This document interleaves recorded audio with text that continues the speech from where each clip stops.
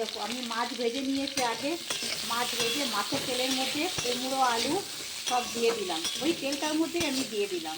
আমি নিজেই ক্যামেরা করছি, নিজেই ভিডিও করছি। এবার একটু তেলে নাড়াচাড়া করে এটা আমি ঢাকা দিয়ে রাখবো। ঢাকা দিয়ে রাখলাম, দেখো মাছ ভাজার তেলেই কিন্তু আমি দিয়েছি, আর তেল আলাদা পাল্টালাম না। দিয়ে এটা আমি ঢাকা দিয়ে রেখে দিলাম। দিয়ে তারপর তোমাদেরকে দেখ আবার ঢাকাটা নামিয়ে নিলাম। এরপর আমি মশলাগুলো দিয়ে দিলাম। দেখো কী কী মশলা দিয়েছি সেটা তোমাদেরকে বলি।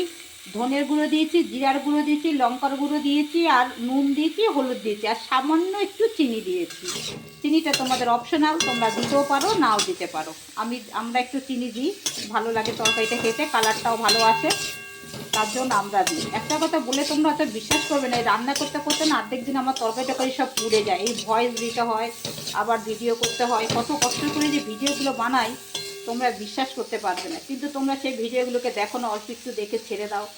আর লাইক কমেন্ট তো করা তো ছেড়েই দাও।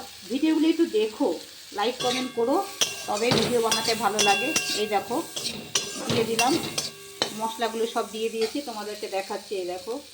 তো এরপর আমি কী দেবো বলো, টমেটোগুলো দেবো। টমেটো দিয়ে দিলাম। এই দেখো অল্প টমেটো দিলাম। এখন শীতকাল, ধনেপাতা টমেটো এগুলো পাওয়া যায়, আর খাওয়াও খুব ভালো। তো আমার ভালোই লাগে শীতকালে টমেটো ধনেপাতা দিয়ে যে কোনো তরকারিতে করতে। এই দেখো এবার এটাকে আমি নাড়াচাড়া করে নিলাম।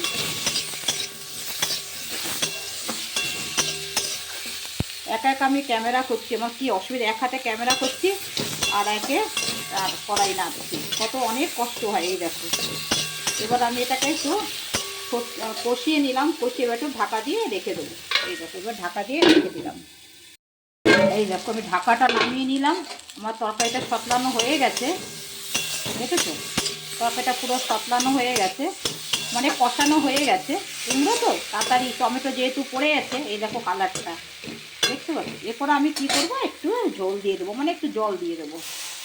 অল্প, যে যেমনটা খাও, বেশি ঝোল দেবে না, আমরা তো বেশি ঝোল করি না। এই দেখো এবার আমি কড়াইতে ঝোলটা দিলাম। কুমড়োটা সিদ্ধ হবে, সেদ্ধ হলে জলটা যখন ফুটে আসবে তখন আমি মাছটা এর মধ্যে দিয়ে দেবো। তোমরা বানিয়ে খেয়ে দেখবে কেমন টেস্ট লাগে। এই দেখো এবার ঝোলটা দিয়ে দিলাম।